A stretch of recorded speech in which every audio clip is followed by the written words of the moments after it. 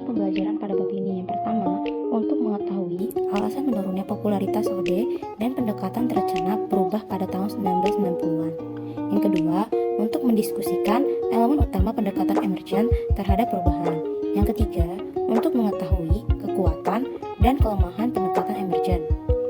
Yang keempat, untuk mengetahui implikasi teori dan kompleksitas dan kemunculan perubahan organisasi. Yang kelima, untuk memahami kekuatan dan kelemahan emergent sebagai sebuah pendekatan perubahan organisasi. Dan yang terakhir, untuk mengetahui alasan dan sifat kebangkitan dalam OD dan planet perubahan pada tahun 2000-an. Dalam kesempatan ini saya akan menjelaskan mengenai perkembangan dalam manajemen perubahan. Jadi yang pertama akan saya jelaskan yaitu mengenai perkenalan.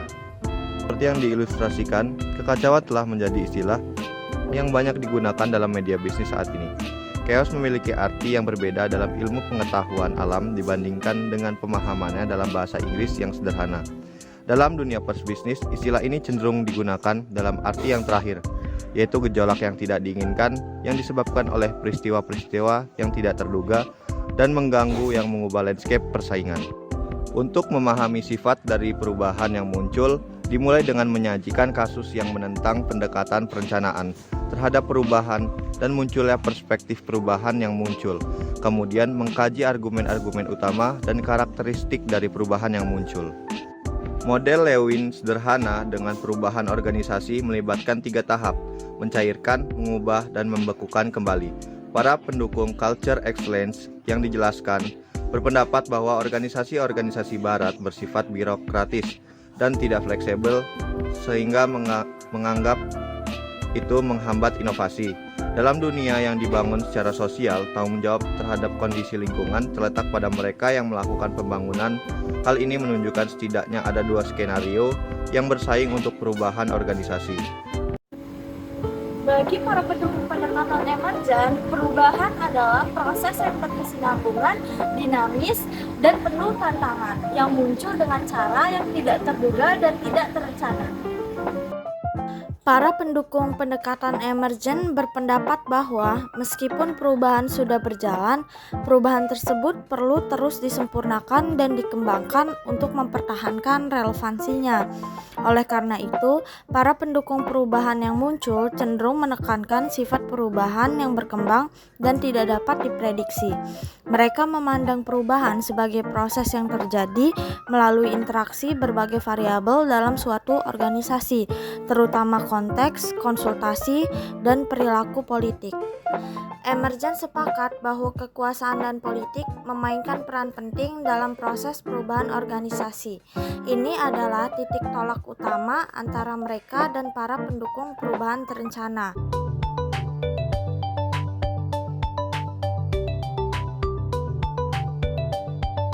Nah, yang pertama itu pengambilan keputusan.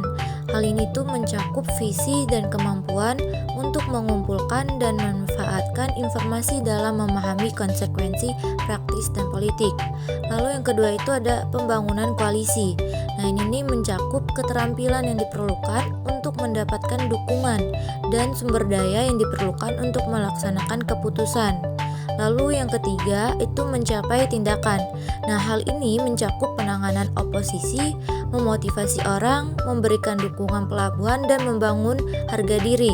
Lalu yang terakhir, mempertahankan momentum dan upaya. Nah, ini melibatkan pembangunan tim, membangkitkan rasa memiliki, berbagi informasi, memberikan umpan balik, mempercayai orang-orang, serta memberi motivasi kepada karyawannya. Nah, selanjutnya ada ciri-ciri utama pendekatan emergent menuju perubahan yang sukses. Nah, yang pertama itu adalah struktur organisasi. Nah, struktur organisasi ini memainkan peran yang penting dalam menentukan distribusi kekuasaan, hubungan antar anggota organisasi, dan juga mempengaruhi perubahan.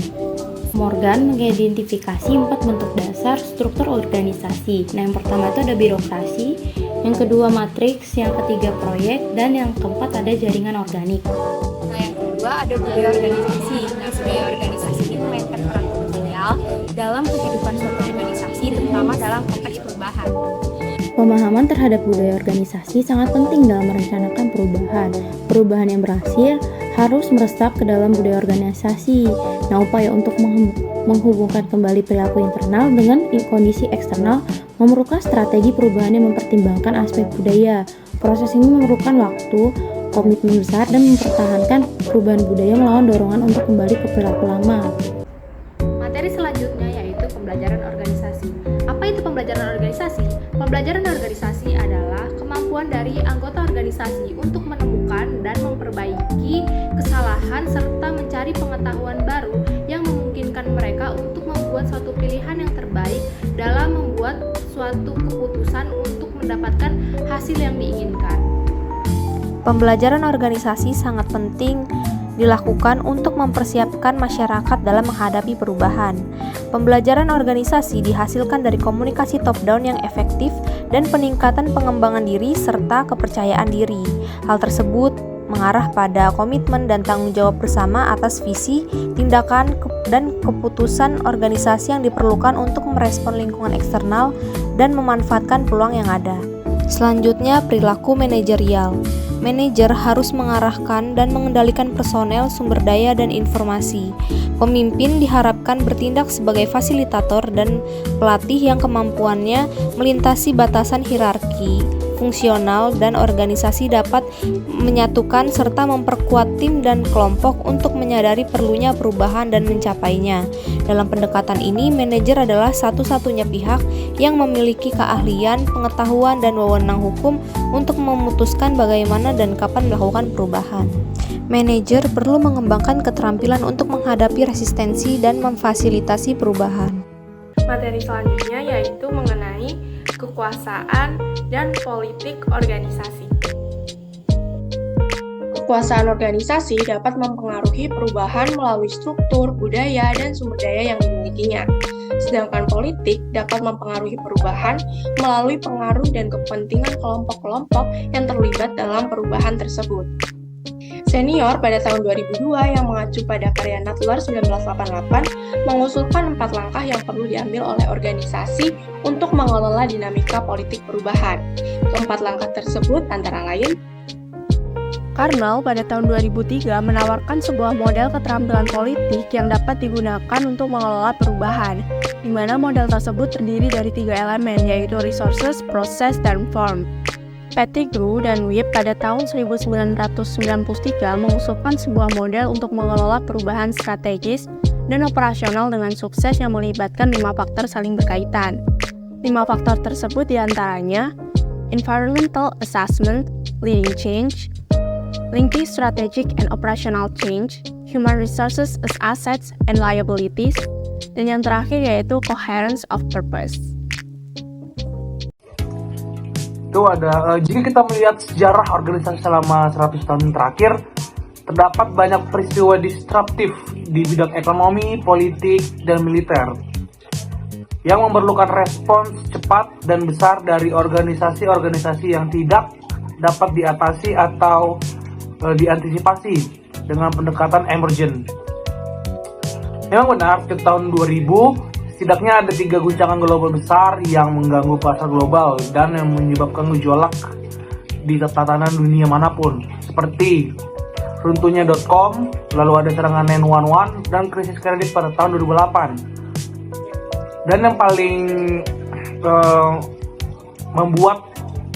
yang mengguncang itu adalah pada saat Brexit, yaitu keluarnya Uni Eropa dari Inggris, atau Inggris yang keluar dari Uni Eropa, mungkin mempunyai dampak yang lebih parah daripada hal sebelumnya.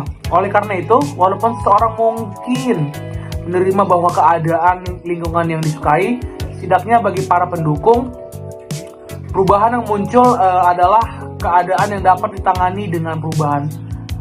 Sulit untuk menerima bahwa hal ini merupakan sebuah keadaan yang wajar, atau pada dasarnya adalah keadaan alami, setidaknya tidak untuk semua organisasi mau nasional dan internasional. Terdapat 5 kritik terhadap emergent approach. Kritik yang pertama berpendapat bahwa emergent approach ini memiliki kesamaan dengan plain approach.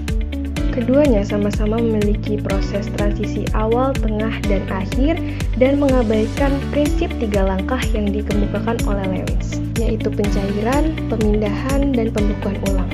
Kritik yang kedua berkaitan dengan penekanannya terhadap aspek dan kekuatan politik.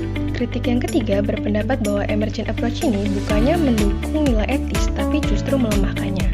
Karena sangat mengandalkan kekuatan politik, pendekatan ini mengabaikan implikasi moral dari manipulasi orang dan situasi untuk mencapai tujuan. Kemudian kritik yang keempat berpendapat bahwa emergent approach ini tidak dapat diterapkan secara universal. Misalnya, situasi yang memerlukan perubahan cepat, terisolasi, atau terputus-putus. Kritik yang kelima berpendapat bahwa emergent approach ini kuat dalam hal analisis tapi lemah dalam hal praktiknya. Pendekatan ini dinilai terlalu teoritis dan tidak menyediakan alat praktik yang konkret untuk melakukan suatu perubahan.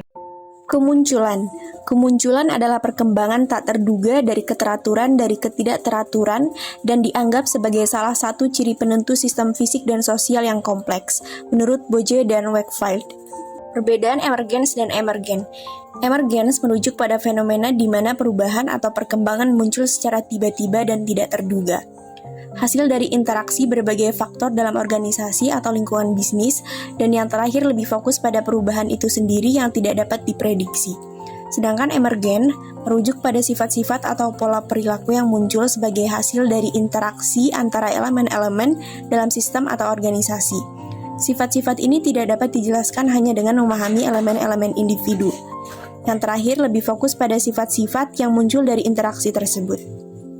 Selanjutnya kebangkitan. Bagi Ode tahun 1980-an dan 1990-an adalah masa yang sulit bagi komunitas Ode terlibat dalam gejolak pencarian jiwa, perdebatan, dan perselisihan mengenai sifat dan masa depan Ode. Namun, meskipun banyak kritik dan keraguan terhadap diri sendiri, pada tahun 1990-an terjadi 2 perkembangan besar yang membawa pada dukungan baru terhadap Lewin dan Ode.